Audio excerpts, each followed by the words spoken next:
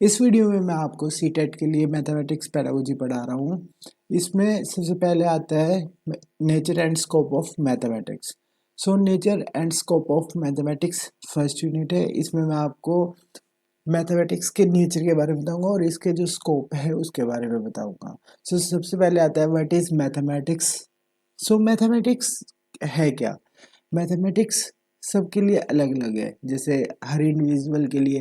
अब हम बात करते हैं, जैसे एक इंसान है, वो अगर काउंटिंग कर रहा है, सो उसको लगेगा मैथमेटिक्स एक काउंटिंग है। ओके, सो ऐसी मैथमेटिक्स अगर कोई कोडिंग कर रहा है तो उसके लिए जो कोडिंग में फॉर्मूलाज यूज हो रहे हैं वो मैथमेटिक्स है। ठीक है, अगर कोई जैसे मेजरमेंट कर रहे हैं, जैसे कोई मिस्त्री है, वो क्या करता है, जैसे अलमारी बना रहा है या फिर कोई वॉल बना रहा है, तो वो क्या कर रहा है, वो मेजरमेंट ले रहा है, कितनी हाइट है, कितना ब्रेड्थ है। सो वो क्या है, मैथमेटिक्स है। सो उस इंसान के लिए मैथमेटिक्स मेजरमेंट है। ओके, जो वो मेजरमेंट ले रहा है उसमें जो मैथमेटिक्स यूज हो रहा है उसको वो सोचेगा कि ये मैथमेटिक्स है। ओके, सो जैसे मैंने आपको अभी बताया कि कोडिंग, अगर कोई कोडिंग कर रहा है तो उसमें काफ़ी सारे फॉर्मूलेज यूज़ होते हैं मैथमेटिक्स के। सो उसके लिए क्या है, मैथमेटिक्स वो फॉर्मूले हैं। ओके, सो ऐसी अगर मान लो कि अगर कोई मॉल में जा रहा है, ओके, कहीं पे घूमने गया है, मॉल में गया है, सो वहाँ पे वो क्या करेगा, जैसे ड्रेस ले रहा है तो ड्रेस काउंट कर रहा है 1 2 3। ओके, या फिर मनी दे रहा है, वो भी काउंट करके दे रहा है। तो ये सब क्या है, मैथमेटिक्स, जो काउंटिंग है मैथमेटिक्स है।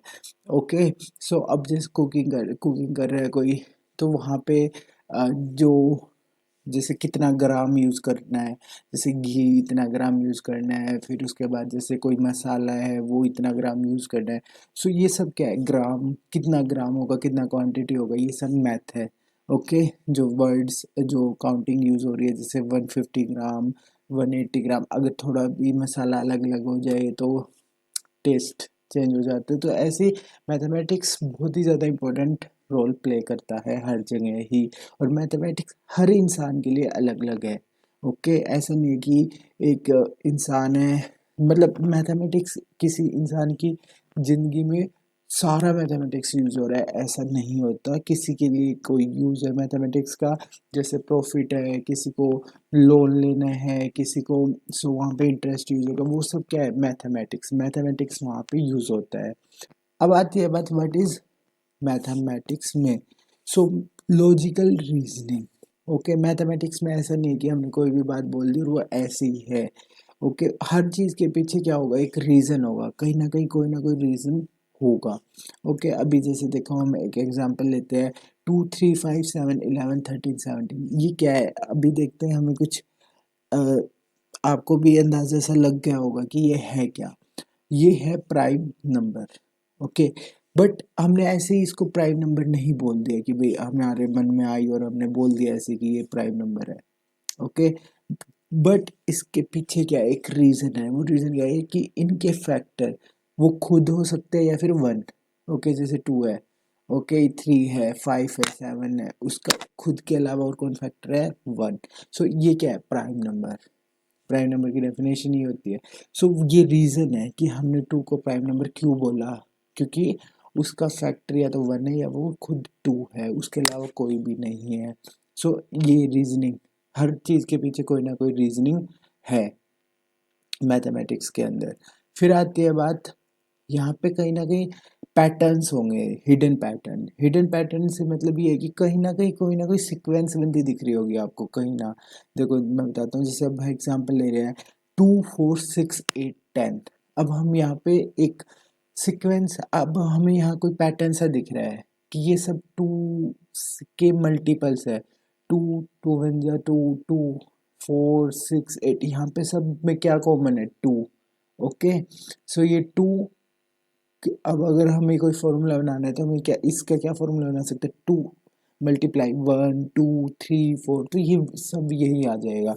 ओके, और इनको हम क्या बोलते हैं, इवन नंबर। सो हमने इस पैटर्न को देखा, यहाँ से हमें कोई ना कोई जितने भी नंबर्स थे यहाँ से कोई पैटर्न मिल रहा था, वहाँ से हमने क्या बोल दिया कि ये क्या है, इवन नंबर्स है। ओके, फिर अब जैसे एक और है, 2 4 16 32 62। अब ये देखो एकदम रैपिड चेंज आ रहा है, जो क्वांटिटीज़ है उनमें एकदम चेंज आ रहा है, वो पहले वाले में थोड़ा थोड़ा चेंज आ रहा था, यहाँ पे बट ये भी टू में ही कुछ ना कुछ है, कोई ना कोई पैटर्न है जो कि टू से ही रिलेटेड है।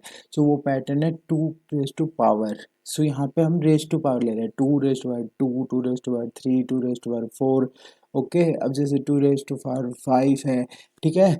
सो ये सब क्या है हमारी रेज टू पावर में, पावर ऑफ टू। सो अब है टू से ही रिलेटेड, जो पैटर्न है वो टू से ही रिलेटेड है, बट वो कैसे, एक मल्टीपल में और एक रेज टू पावर में है। ओके, सो इवन नंबर्स है और एक पावर है, यहाँ पे ये सब क्या है, पैटर्न है। अब बात आती है next, systematic manner, organised manner में। सो हम मैथ में क्या करते हैं, कई सारी चीज़ें होती है उनको एक मैनर में लिख देते हैं, उनको एक सिस्टमेटिक मैनर बना के। ऐसा नहीं है कि कोई रैंडमली ऐसे ही सब कुछ पढ़ा है और हमने कुछ, सो यहाँ पे हम सब एक मैनर में लिख दे रहे हैं जिससे सिस्टमेटिक होता है। मतलब एक तरह से हम कह सकते हैं कि जैसे मैं एक एग्जांपल लेके बताता हूँ आपको। जैसे ये देखो 3, 6, 9, 12 ये सब ऐसे रैंडमली रखे हुए हैं, पर जब हम टेबल बना रहे हैं, जो हम बोलते हैं कि टेबल है, तो उसमें क्या करते हैं हम, सिस्टमेटिक वे से ऑर्गेनाइज करते हैं ना उनको, थ्री, वन जो थ्री, टू, ऐसे होता है ना, 6, 9, 12, ठीक है। तो इसमें भी ऐसी है, तो ये टेबल ऑफ थ्री है, ये हमें पता है, ठीक है। अब जैसे हम बात करें 3, 5 10, 3, 5 15, जैसे हम बात करते हैं 3, 5 15। अब ये कैसे है, थ्री को हमने 5 बार ऐड कर दिया तो उसको हमने 15 बोल दिया, ये ऐसे ही आ रहा है। सो अब इसको हमें ये नहीं है कि हमने थ्री को 6 बार ऐड करेंगे तब क्या आएगा। सो इसलिए हमने इनको टेबल फॉर्म में कर लिया, जिससे हमें एकदम पता चल जाएगा कि अगर कोई भी चीज़ थ्री है वो 6 बार रिपीट हो रहा है तो वो क्या बन जाएगा, 18 बन जाएगा। ओके, ऐसे 5 बार रिपीट हो रहा है तो वो 15 बन जाएगा। उसको हमने क्या नाम दे दिया, table of three. Table of three उसको नाम दे दिया है। तो 5 टाइम अगर थ्री आ रहा है तो उसको हम क्या बोल रहे हैं, 15 बोल रहे हैं। अगर 5 टाइम अगर हम ऐड कर देते हैं थ्री को तो वो 15 बन जाता है। सो ये सिस्टमेटिक मैनर में है। अब आती है बात ब्रांचेज ऑफ मैथमेटिक्स, जो जैसे बेसिक ब्रांचेज होती है, जैसे अलग अलग तरह की है, जैसे अरिथमेटिक हो गया, बेसिक अलजेब्रा है, ये सब कैसा ही है, ये सब कहीं ना कहीं डेली जो हमारा वर्क होता है वहीं से आई हुई है। अब जैसे कि हम अरिथमेटिक या बेसिक अलजेब्रा की बात करते हैं तो पहले जैसे हमने काउंटिंग करनी स्टार्ट की, हम काउंटिंग कर रहे हैं किसी भी चीज़ की। अब जैसे हम डेज है उसकी काउंटिंग करते हैं कि एक महीने में कितने डे होते हैं, ऐसे। या फिर हमें मान लो जैसे पहले अपना खाना लेना है तो खाना में काउंटिंग करते हैं। या फिर पहले जैसे गोट वगैरह होती थी तो उनकी काउंटिंग की जाती थी कि भाई 10 गोट है, 5 है, 10 है, 20 है, कितने हैं। तो ये सब, ये क्या है, मैथमेटिक्स, अरिथमेटिक, ठीक है। बेसिक अलजेब्रा, ये सब कहाँ से आया, ये उसी काउंटिंग से आया। अब हम जैसे मनी है, अब आज के टाइम पे हम मनी काउंट कर रहे हैं, तो वो कहाँ से आया, ये मैथमेटिक्स की जो ब्रांच है ये वहीं से स्टार्ट हुई कि हमने काउंटिंग करनी स्टार्ट की किसी भी चीज़ की, मनी की काउंटिंग की कि 100 रुपये है, 200 रुपये, मतलब ऐसे करके। आज के टाइम का एग्जांपल लेके बता रहा हूँ मैं आपको। सो अब ये जैसे हम कोई भी चीज़, अब जैसे क्रिकेट की बात कर लेते हैं, फिर कोई भी स्पोर्ट्स है वहाँ पे काउंटिंग होती है कितने गोल हो गए हैं। सो ये सब क्या है, मैथमेटिक्स। फिर उसके बाद जैसे जो ब्रांच आई ज्योमेट्री, अब जैसे हमने घर बनाने स्टार्ट हुए, ठीक है, या फिर हमने जैसे कोई स्कूल बनाना है, कोई भी बिल्डिंग बनानी है, सिंपल सी बात है। अगर बिल्डिंग बना रहे हैं तो वो क्या होगा, मेजरमेंट लेना पड़ेगा हमें कि वॉल कहाँ पे कितनी लेंथ की होगी, कितनी ब्रेड्थ की, तो वो वहाँ से क्या आया, ज्योमेट्री, ट्रिग्नोमेट्री। ओके, फिर उसके बाद आता है कि कैलकुलस कहाँ से आया। अब कैलकुलस जो फिजिक्स में इसका बहुत ज़्यादा यूज़ होता है, बहुत ज़्यादा। तो जैसे जैसे फिजिक्स में यूनिवर्स के बारे में देखना स्टार्ट किया, कई नई नई चीज़ें पता चली फिजिक्स में, सो वहाँ से हमारा क्या है, कैलकुलस आ गया। जो कैलकुलस एक ब्रांच है मैथमेटिक्स के। अब जितने भी स्टूडेंट इस वीडियो को देख रहे हैं, अब आपको भी पता है, अगर आप बीएड में, तो आपने पहले बीएससी मैथमेटिक्स की होगी, तो वहाँ पे कैलकुलस भी एक ब्रांच है और वो काफ़ी बड़ी ब्रांच है। सो वो फिजिक्स में यूज़ होता है उसका काफ़ी ज़्यादा। फिर अब ये सब जैसे साइंटिस्ट है, सो साइंटिस्ट ने जो प्रॉब्लम फेस की तो वहाँ से नई नई चीज़ें निकल के आई, वो मैथ्स में यूज़ होती है, मतलब मैथ्स को इंक्रीज़ करते गए, मैथ्स की डेवलपमेंट होती रही वहाँ से।